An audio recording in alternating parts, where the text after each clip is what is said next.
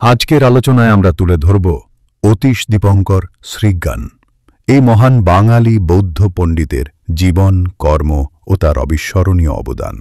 ইতিহাসের পাতায় অমর হয়ে থাকাই সাধক শুধু বাংলার নয়, সমগ্র এশিয়ার বৌদ্ধ পুনর্জাগরণে রেখেছেন অমূল্য ভূমিকা।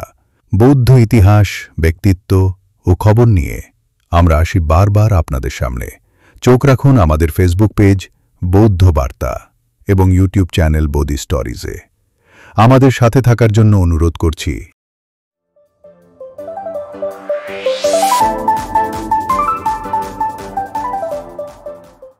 তখনও বাংলা নামের ভূখণ্ডটি বিশ্ব পরিচয় নয়, হৃদয় পরিচয়ে উজ্জ্বল। তখনও হিমালয়ের ছায়ায় নিঃশব্দে নিভে যাচ্ছিল প্রজ্ঞার বাতি। ঠিক তখনই বিক্রমপুরের প্রাচীন রাজপ্রাসাদ থেকে উঠে এলো এক কিশোর, যার চোখে রাজ্যের মোহ নয়, ছিল শূন্যতার সন্ধান। তার নাম অতীশ দীপঙ্কর শ্রীজ্ঞান। পিতার নাম কল্যাণশ্রী, মাতার নাম প্রভাবতী দেবী। সে এক রাজপরিবার, অথচ জন্মলগ্নেই কপালে ছিল শাসন নয়, সাধনার রেখা। শৈশবেই এই রাজপুত্র জেনেছিলেন স্বর্ণ নয়, জগতের দরকার করুণা।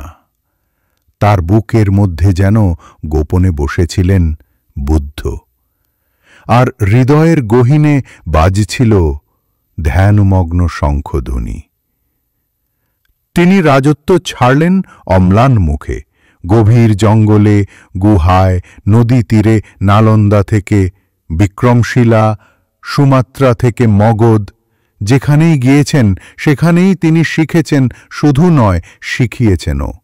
তিনি বলতেন, বোধির পথ কণ্টকময়, কিন্তু করুণার পায়ে কাঁটা লাগে না।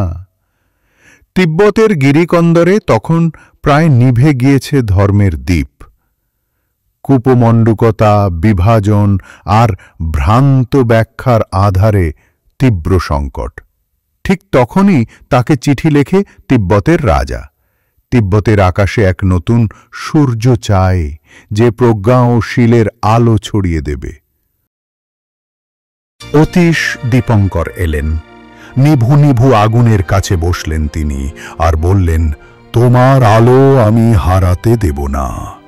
তার হাতে জন্ম নিলা বোধিপথ প্রদীপ, তার শ্রেষ্ঠ রচনা, যেন প্রজ্ঞার এক দ্বীপপুঞ্জ, যা যুগের পর যুগ ধরে তিব্বতের বৌদ্ধ পথিকদের পথ দেখিয়ে আসছে।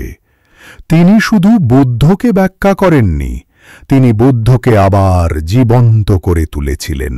তার ভাবনায়, ব্যাখ্যায় প্রেমময় শীতল জ্ঞানী। শেষ জীবন, যেখানে দীপ নিভে যায় কিন্তু আলোক মরে না, তিব্বতের নেতাং, তার শেষ নিবাস। সেখানেই তিনি দেহ রাখলেন ১৫৪ সালে, কিন্তু রেখে গেলেন এক বাতিঘর, যার আলোয় যুগে যুগে উঠে এসেছে তিব্বতীয় রিনপোচে, লামা দর্শন ও দয়ালুতা। তার দেহ আজ স্তূপে শুয়ে, কিন্তু তার প্রজ্ঞা আজও ধ্যান করে আমাদের ভেতরে। অতীশ দীপঙ্কর, এক বাংলার সন্তান, যিনি জাগালেন তিব্বতের ঘুমন্ত আত্মা। এই বাংলার বুক থেকে উঠে এসেছিল যে দ্বীপ, সে দ্বীপ একদিন পৌঁছে গিয়েছিল বরফ ঢাকা পাহাড়ের পাড়ে।